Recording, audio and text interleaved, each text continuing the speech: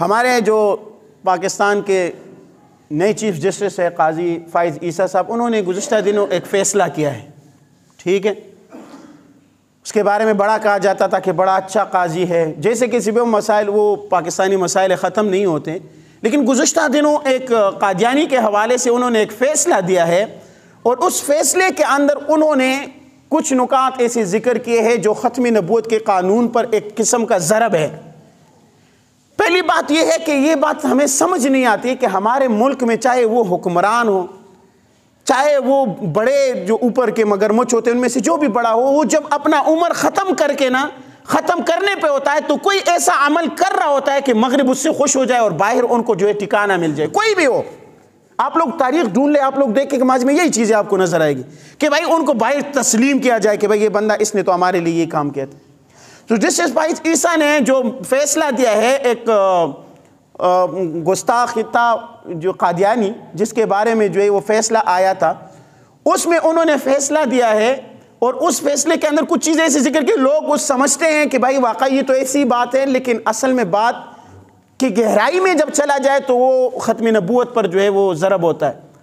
اس میں لکھا ہے لائن نمبر 6 کے اندر اس فیصلے میں لکھا ہے کہ لا اکراہ فی الدین، اس آیت کی انہوں نے غلط تشریح کی ہے کہ بھائی دین کے اندر کسی پر زبردستی نہیں ہے، تو قادیانیوں پر بھی زبردستی نہیں کرنا چاہیے۔ بھائی لا اکراہ فی الدین بالکل ٹھیک ہے، دین کے اندر زبردستی نہیں ہے، تو اس کا مطلب سمجھ لیجئے، اس کا مطلب یہ ہے کہ تلوار لے کر کسی کے گردن پہ کھڑے ہو کر آپ کہیں کہ کلمہ پڑھو، یہ آپ نہیں کر سکتے، اسلام اس کی اجازت نہیں دیتا۔ اسلام کہتا ہے کہ کوئی ایمان لائے تو لائے، نہیں لائے تو آپ اس کو مجبور نہیں کریں۔ رسول اللہ صلی اللہ علیہ وسلم کے زمانے میں کفار موجود نہیں تھے، آپ صلی اللہ علیہ وسلم نے کسی بھی کافر کو کہا ہے کہ زبردستی کہ تم اسلام قبول کرو، نہیں تو اس کو قتل کرو۔ آپ صلی اللہ علیہ وسلم نے تو جہاد ان لوگوں کے ساتھ کیا جو مقابلے میں آئے ہیں، زبردستی کسی کو نہیں کیا۔ تو اس نے کہا کہ بھائی تم زبردستی جو ہے قادیانیوں پر اسلام کو مسلط نہیں کر سکتے۔ بھائی ہم اس پر اسلام کو مسلط نہیں کرتے، لیکن وہ مان جائے کہ وہ کافر ہے، آئین اس کو اجازت دیتے ہیں۔ پھر کافر جو ہے پاکستان میں ہندو بھی رہتے ہیں، سکھ بھی رہتے ہیں، سب رہتے ہیں، ہمارے ساتھ رہتے ہیں، ہمارے ملکی بھائی ہیں، ان کو کہہ سکتے ہیں۔ ہم نے آج تک کسی کی حمایت نہیں کی۔ جو لاہور میں واقع ہوا تھا، ہم نے اسی ممبر پر بیٹھ کے میں نے مذمت کیا تھا کہ یہودیوں کو، وہ ہندو کو جو قتل کیا گیا تھا، میں نے کہا غلط ہوا ہے۔ تو پھر آپ کہتے ہیں کہ لا اکراہ فی الدین میں آیا کہ آپ زبردستی نہیں کر سکتے، آپ اس کی غلط، خود قاضی صاحب جو ہے اس کی غلط تشریح کر رہے ہیں۔ اس طرح پھر آگے لائن نمبر 7 میں لیتے ہیں کہ پاکستان کے اندر عقیدے کی آزادی ہے، اور اس کے لیے دلیل پکڑا ہے عقیدے کی آزادی ہے، اور انہوں نے کہا کہ قرآن کی جو آیت ہے کہ قرآن کے بارے میں اگر وہ کچھ کہتے ہیں تو اپنی طرف سے کہیں، اللہ نے کہا ہے کہ انا نحن نزلنا الذکر و انا لہ لحافظون۔ اب یہاں سے دلیل پکڑا ہے کہ اللہ نے قرآن کی حفاظت کا ذمہ خود لیا ہے، تو اس قادیانی جس پر یہ جرم تھا کہ اس نے قرآن کی غلط تشریح کی ہے اور غلط تشریح کے نسخے جو ہے تقسیم کر رہا ہے۔ اب اگر اللہ تعالیٰ نے قرآن کی ذمہ داری خود لی ہے تو اس کا مطلب یہ ہوا کہ جو بھی اٹھ کے قرآن کی بے حرمتی کرے گا اور ہم کہیں گے کہ نہیں بھائی کچھ نہیں ہے، کچھ نہیں ہوگا، اللہ نے ذمہ داری خود لی۔ اللہ نے ذمہ داری لی ہے، قیامت تک لی، لیکن ہماری بھی تو ذمہ داریاں ہیں۔ قرآن کی کوئی بے حرمتی کرے گا اور ہم ایسے بیٹھتے رہیں گے؟ ایک شخص اٹھ کے قرآن کے جو ہے وہ غلط تشریحات کے نسخے تقسیم کرے گا اور آپ کہیں گے کہ بھائی یہ کوئی جرم نہیں ہے، یہ جرم ہے، غلطی کر رہے ہیں یہاں پر۔ اور آگے پھر کہتے ہیں کہ بھائی مذہب جو ہے وہ، اسلام جو ہے وہ مذہب کی تعلیم کی بھی آزادی دیتا ہے اور مذہب کی بھی آزادی دیتا ہے، کہ ہر بندہ بالکل آزادی دیتا ہے، اسلام بالکل آزادی دیتا ہے۔ لیکن یہ ہے کہ ہندو اگر اپنی مذہب کی تعلیم دے رہا ہے، ہندو اپنے بچوں کو، تو وہ یہ کہہ کر دے رہا ہے کہ میں اپنی مذہب کی تعلیم دے رہا ہوں۔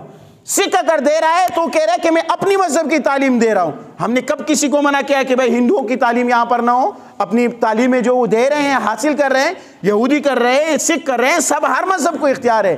لیکن یہاں مذہب کی آزادی وہ اپنے طور پر کرے، لیکن وہ کیا کر رہے ہیں؟ اب یہاں پر مثال کے طور پر ایک شخص ہے وہ شراب بیچ رہا ہے، ٹھیک ہے، اس نے کہا ہے کہ بھائی شراب موجود ہے۔ اب وہ ایک جرم ہے اسلامی ملک کے اندر، لیکن اس نے لکھا ہے کہ شراب ہے۔ ایک شخص شراب کے بوتل کے اوپر لکھے کہ آبی زمزم ہے، تو یہ جرم ہے۔ وہ مجھ جیسے اور آپ جیسے جو ہے سادہ لوگ مسلمانوں کو گمراہ کرے گا۔ اب قادیانی اپنی مذہب کی ترویج جو کر رہا ہے، وہ یہ نہیں کہہ رہا ہے کہ میں کافر ہوں اور میں اپنی کفر کی ترویج کر رہا ہوں، بلکہ وہ کہتا ہے کہ میں مسلمان ہوں۔ وہ میرے مذہب کا نام استعمال کر کے جو ہے آگے اپنی مذہب کی ترویج کر رہا ہے۔ تو لہٰذا پھر انہوں نے بعد میں مسئلے کے بعد جب عوام نے آواز اٹھائی، علماء نے اس کے خلاف آواز اٹھائی، تو انہوں نے آگے سے وہ جاری کر دیا ہے کہ بھائی اگر اس میں کسی کو کوئی معاملہ ہے تو عدالت آ جائے. بھائی ہر معاملے کے لیے ہم بیٹھے رہیں گے؟ آپ بڑے منصب پر بیٹھ کر آپ غلط کام کریں گے اور ہم آپ کے پیچھے آئیں گے, ہم سڑکوں پر آئیں گے, ہم جو ہے وہ آواز اٹھائیں گے تو آپ تب کریں گے. آپ غلطی کیوں کر رہے سے؟ اس قانون کو چھیڑنے کی زحمت کی ایسے پیش آئے. تو لہٰذا انہوں نے جو ایسا کیا ہے, علماء اس کے خلاف آواز اٹھائیں گے. لیکن ہم کہتے ہیں کہ ہم سب کچھ برداشت کر سکتے ہیں, ہر قسم کی وہ چیزیں ہیں, لیکن ہم قانون ختم نبوت پر آنچ آنے نہیں دیں گے. اللہ تعالیٰ عمل کرنے کی توفیق عطا فرمائے.